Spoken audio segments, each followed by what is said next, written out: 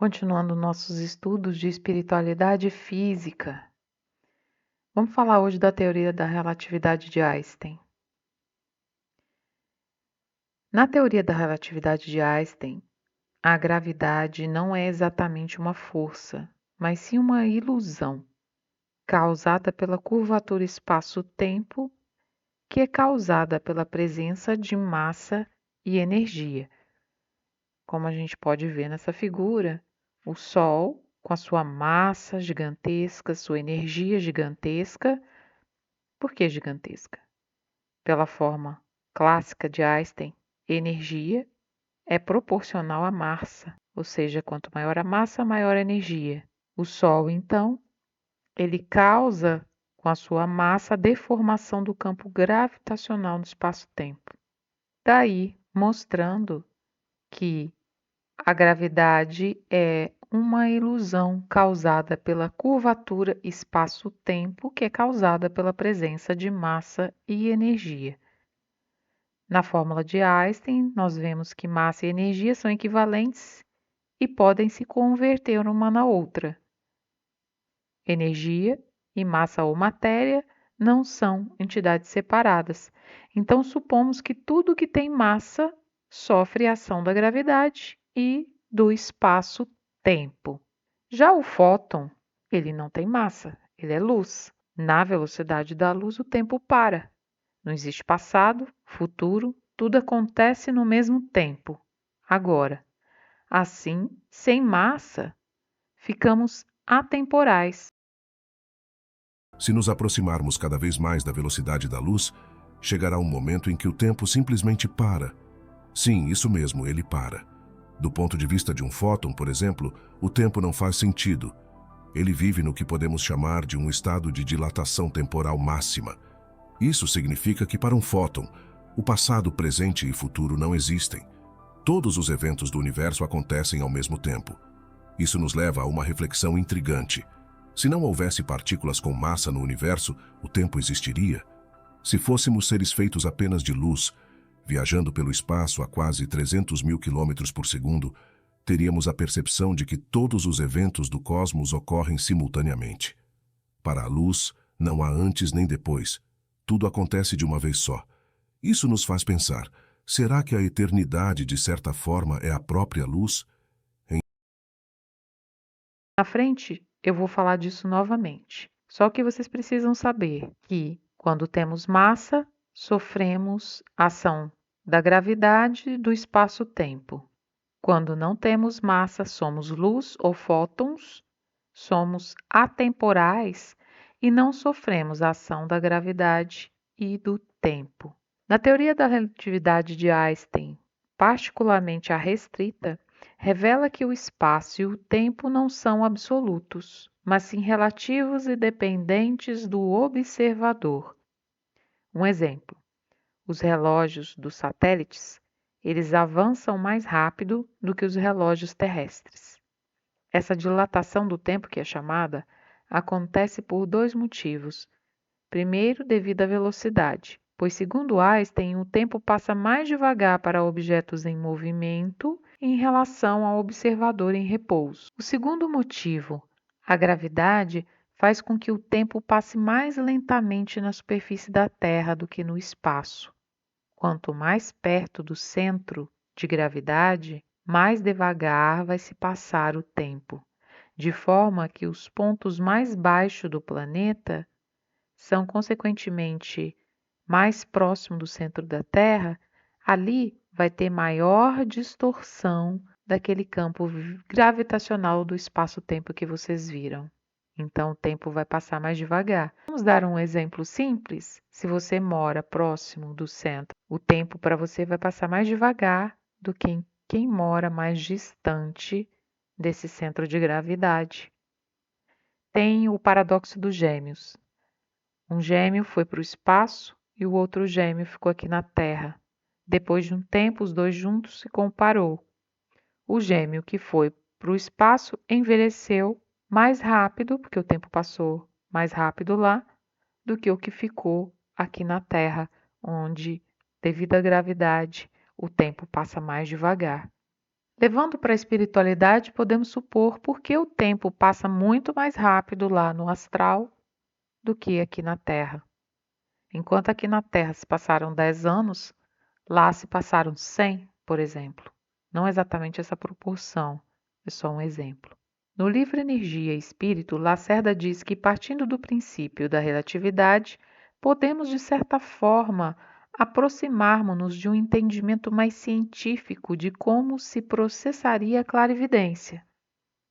Se alguém tivesse a faculdade de anular o fator tempo, teria unicamente de explorar o espaço onde se processa o evento. Seria como um observador colocado numa montanha que lhe permitisse ver a estrada lá embaixo no vale, por onde lá iam se transitar dois carros aproximando-se numa estrada única em sentidos contrários, ou seja, eles iam se chocar.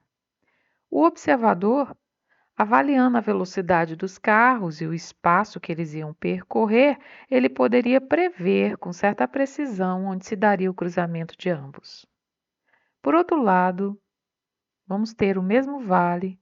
Se esse mesmo vale se encontrasse coberto por uma intensa névoa que impedisse a vista de sua paisagem, e de repente soprasse um vento bem forte que retirasse toda essa névoa, aí toda a paisagem do vale se mostraria ao observador na montanha como na situação anterior. Agora, no caso, essa névoa representaria o papel do tempo. Em virtude de vivermos em um mundo eminentemente dinâmico, existe uma complexa e extensa interação de valores, de ações individuais e coletivas, das mais variadas formas, de natureza objetiva, que são as nossas ações, ou de natureza subjetiva, que são as intenções, os pensamentos, os sentimentos. Isso tudo agindo aqui no material, no ambiente material que nos cerca, produzindo uma resultante que é o somatório de tudo isso e que se manifesta estratificada em algum lugar no espaço e em determinado tempo. Essa resultante é um evento ou uma série de eventos que podem ser previstos por sensitivos dotados de faculdades psíquicas especiais, os clarividentes. Então, o que isso quer dizer? Que existe, dependendo de todos os fatores objetivos e subjetivos de interações, resultaria em eventos ou probabilidades de eventos em que o clarividente teria acesso. Esses eventos eles podem materializar-se aos olhos do vidente em período extremamente curto ou concretizar-se definitivamente em séculos futuros.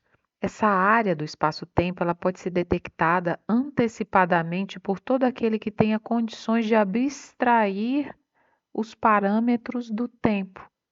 Lembram, no vale, a névoa era o tempo. Sem o tempo, você consegue visualizar o evento. Então, abstraindo os parâmetros do tempo, a fim da gente visualizar, né, essa localização espacial definitiva, teríamos a pré-cognição. Queremos que somente certas pessoas dotadas de energias psíquicas mais potentes conseguem elevar-se para fora desse limite onde vivemos de tempo e espaço e conseguir ver as coisas que ainda não existem, ou seja, no futuro, né, os eventos futuros. O sensitivo pré-cognitivo, ele capta a área correspondente ao evento. Para a maioria dos mortais, o evento A, por exemplo, a realizar-se no futuro, está encoberto pela sequência do tempo, a névoa. Para se ver esta área, deve-se atingir as faixas superiores de consciência. Lacerda diz a faixa Bud, principalmente onde o tempo deixa de existir.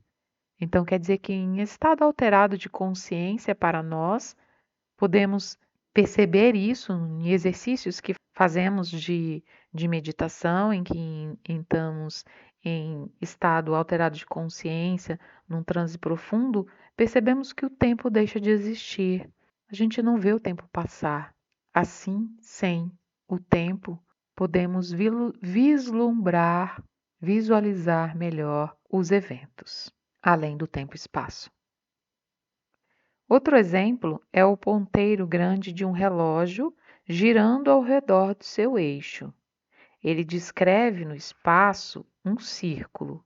Acrescentemos agora o fator tempo a esse ponteiro e associemos a ele, pelo deslocamento ao longo do eixo, o espaço que varre regularmente. Assim, deslocando o relógio ao longo de um eixo imaginário a velocidade constante, durante o passar das horas, teremos então 24 voltas completas durante um dia, o que, somadas ao espaço percorrido, faz com que a curva circular descrita pelo ponteiro não seja mais um círculo, mas sim uma helicoide, cuja distância entre as espirais está em função do tempo de deslocamento do relógio ao longo do eixo. Se o relógio permanecesse sempre parado, o ponteiro descreveria apenas um círculo. Havendo deslocamento do relógio, a curva descrita, uma hélice, ou melhor, uma helicoide, que representa então ali a associação do espaço e do tempo. No início do movimento do relógio, ele ocupa determinada área espacial, que podemos considerar como a primeira paisagem, se a gente for comparar com o exemplo da montanha. Devido ao deslocamento, outras paisagens vão se sucedendo no tempo. Após 24 horas, haverá uma última paisagem, diferente da primeira. O vidente ele vai deslumbrar a última paisagem, logo no início do movimento, se abstrair os sucessivos intervalos de tempo. Seria como se o observador subisse a uma montanha e olhasse as diversas paisagens que se irão sucedendo através do tempo. Então, no relógio aí vocês veem, tá vendo? A primeira paisagem e deslocando no tempo, a gente vai ter várias outras paisagens. Então, se o tempo deixa de existir no estado alterado de consciência, então, neste estado de Budi, estaríamos sem massa e na velocidade da luz? Provaria, sim, a saída do corpo? Então, temos aqui questões a se pensar. O problema é a densidade, né, da massa, da matéria. Quando a gente entra no estado alterado, a gente deixa esse corpo, né, sai em corpo astral, e esse corpo astral sem massa, ele vai estar atemporal.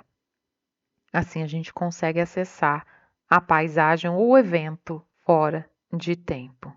Então, resumindo a teoria da relatividade, o que a gente percebe? Que na apometria, duas coisas são importantes. A energia que a gente usa nos trabalhos. Por que que a energia no astral de nós aqui, humanos da Terra com massa, é tão importante? Eles fazem de tudo para vampirizar, para roubar essa energia.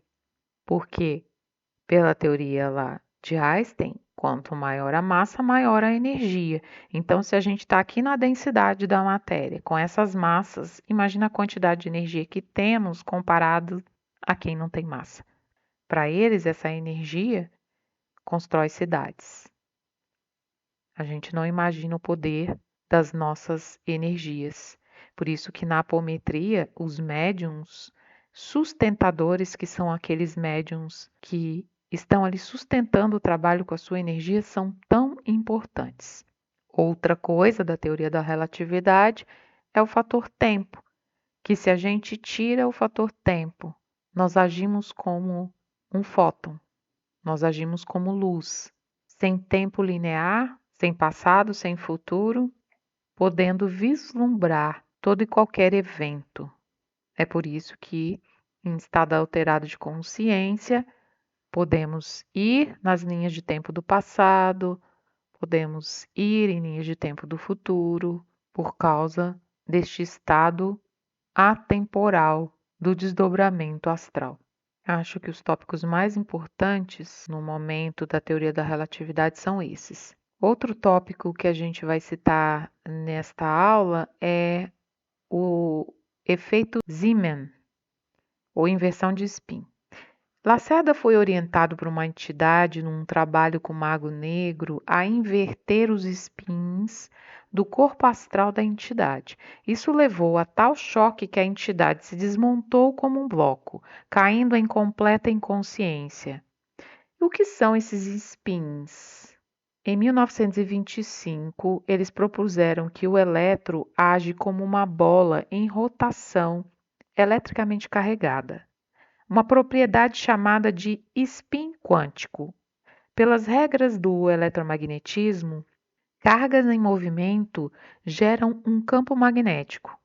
O feixe no experimento se dividia em dois porque os elétrons têm duas direções para girar, descritas como para cima e para baixo, como na figura. A inversão do spin pode alterar as propriedades magnéticas de um material, influenciando como ele interage com campos magnéticos externos e pode afetar a energia do elétron. Assim, a inversão provavelmente causou uma mudança no campo magnético do corpo astral do mago. Na próxima aula, a gente vai falar do famoso gato na caixa fechada, que estava vivo ou morto, ou gato de Schrödinger. Até mais.